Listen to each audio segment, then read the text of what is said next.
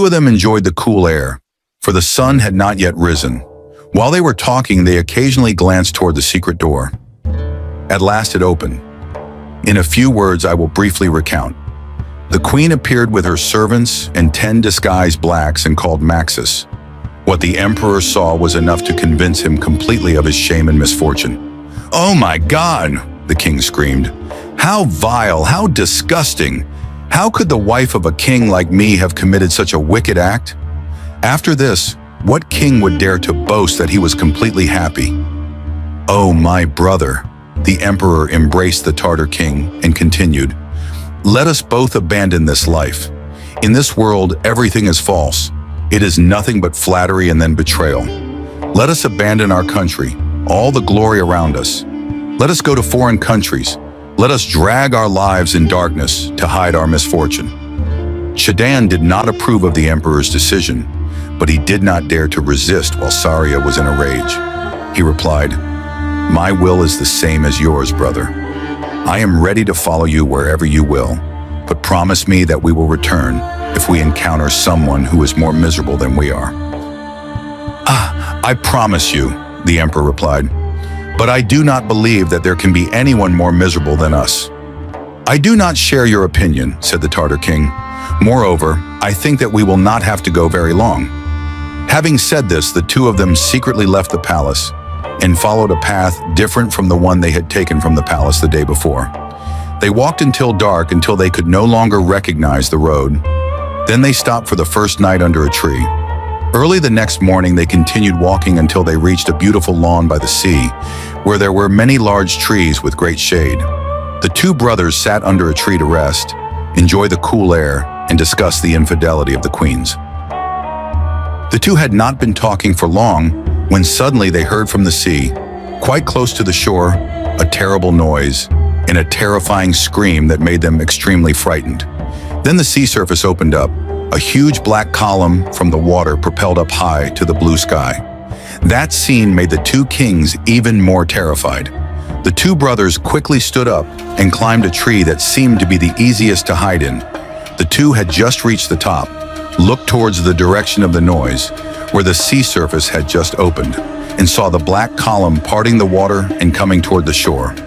At first they did not recognize what it was, but after a while they understood immediately. It was one of the cunning, cruel demons, the sworn enemy of mankind. He was black and ugly. His true appearance was that of a lanky giant.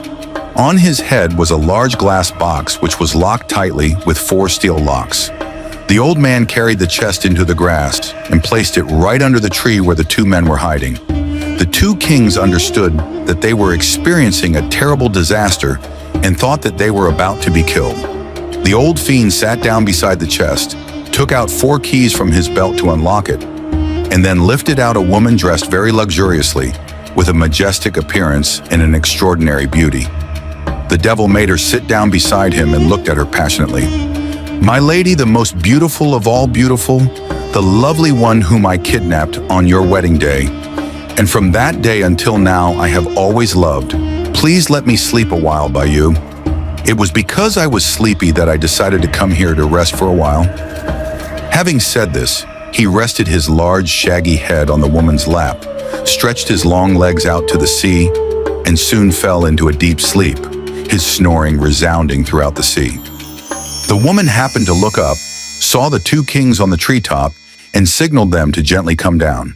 The two kings were extremely terrified when they saw that they had been discovered.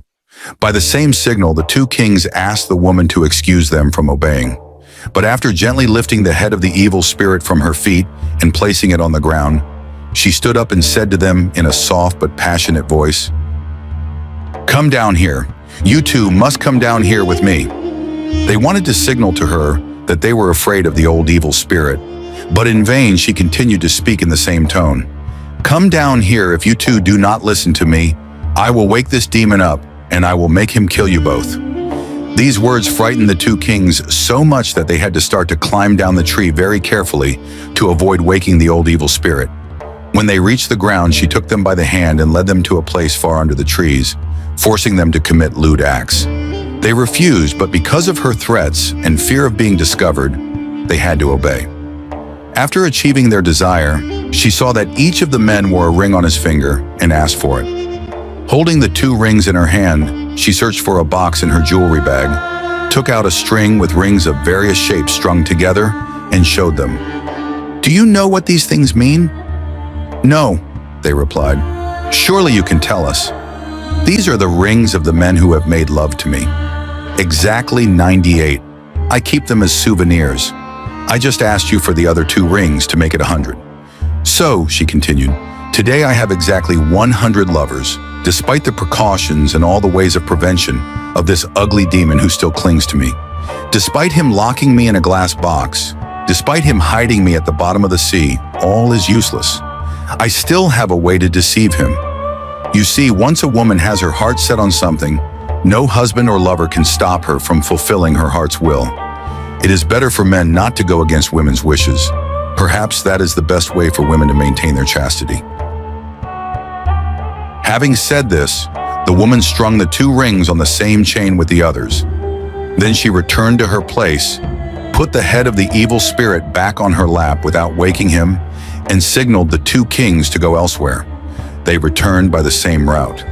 When they were out of sight of the woman and the evil spirit, Saria asked SađÖnăng, "My dear, what do you think of what has just happened? The evil spirit has a faithful lover. And do you realize that nothing can compare with the wickedness of women?" "Yes, sir," replied the king of the great Tartars, "and you must agree with me that the evil spirit is more pitiful and miserable than we. Let us therefore return, for we have found what we were looking for. And let us not, because of that, refrain from living with women. As for me, I know how to keep my faith full. I do not wish to say it now, but one day you will receive news of me, and I believe that you will follow my example." The emperor expressed his approval. The 2 continued on until the end of the 3rd night from the day of departure, then returned to the campsite. The news of the emperor's return spread. From early morning, the courtiers had gathered before the palace. The king invited them in, received the officials with a smile more cheerful than usual, and rewarded everyone. Then, saying that he did not want to go any further, the king ordered everyone to mount their horses and return to the palace. As soon as he arrived, the emperor immediately went to the harem, ordered the queen to be tied up right in front of him, and then ordered the prime minister to take her away to be hanged. This minister carried out the king's order without even bothering to ask what crime the queen had committed. The angry king was not satisfied with just that. The king himself beheaded all the queen's concubines. After this severe punishment, convinced that there was no virtuous woman in the world, and to prevent his future partners from being unfaithful to him, he decided to take one woman as his wife every night and then have her hanged the next morning. Having established this harsh rule, the emperor swore to carry it out immediately after his brother returned to his country. The Tartar king soon took leave of his brother and set out, carrying many precious gifts. SađÖnăng left, and Saria ordered the vizier to bring him the daughter of a general. The vizier obeyed. The emperor slept with her. The next morning, when he handed her over to the vizier to be executed, the king ordered him to find another daughter for the next night. No matter how painful it was to carry out such orders, the vizier was obliged to carry out his duty and blindly obey every command of the emperor. He ordered the king to bring the daughter of a subordinate military officer to the king.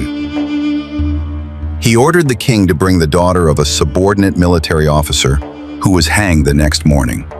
Next came the daughter of a rich family in the capital. In short, every night a virgin girl got married, and every morning a wife was murdered. The rumor of this unprecedented, inhuman act caused panic throughout the capital. Everywhere one could hear only cries and weeping. Here a father was in tears, despairing over the loss of his child. There a dear mother was wailing in fear that her daughter would also fall into the same plight. So instead of the praises and thanks which the emperor had received up to now, there were now only curses from the people on the king. The prime minister, as mentioned above, was forced to carry out all these terrible injustices. He had two daughters. The first was named Scheherazade. The second child was Dinachat. The younger sister was not inferior in talent and virtue, but the elder sister was not only braver than all the other girls, but also extremely intelligent and very wise. She read many books and had such a wonderful memory that she never forgot anything she had read. She was well versed in philosophy, medicine, history, and fine arts. She wrote better poems than the most famous poet of her time. Moreover, she was extremely beautiful, and shining above all these talents was her steadfast virtue. The Prime Minister loved his daughter passionately, and she was indeed worthy of his love. One day when they were talking, she said to her father, "Father, I have a request for you, and I earnestly hope you will grant it." "I will not refuse," the Prime Minister replied, "provided my request is just and reasonable."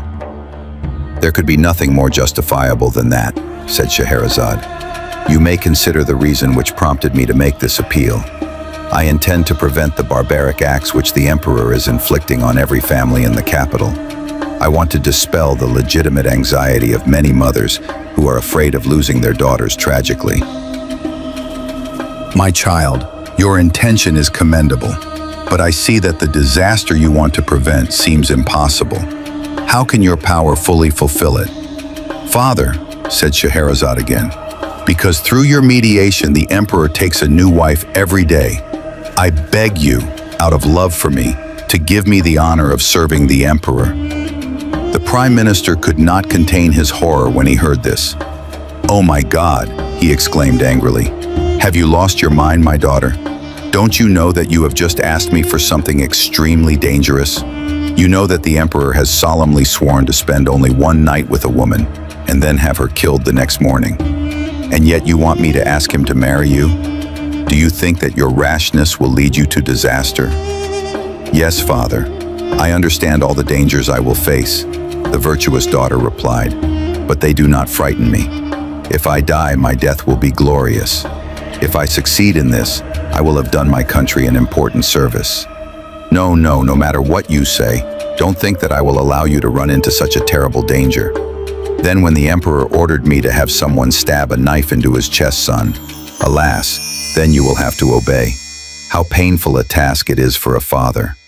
Oh, if you are not afraid of death, you should at least be afraid of causing you the most terrible pain, of seeing your hands stained with the blood of your daughter." Scheherazade persisted. "Once again, I beg you to grant my request, father. Your stubbornness angers me. Why do you want to rush yourself to death like that? Whoever does not foresee the dangerous task he is about to undertake and how it will end will not be able to escape from it well. I fear that what happened to the donkey in the fable will happen to you one day." "What misfortune happened to the donkey, father?" Scheherazade asked. The vizier replied, "I will tell you. Listen this.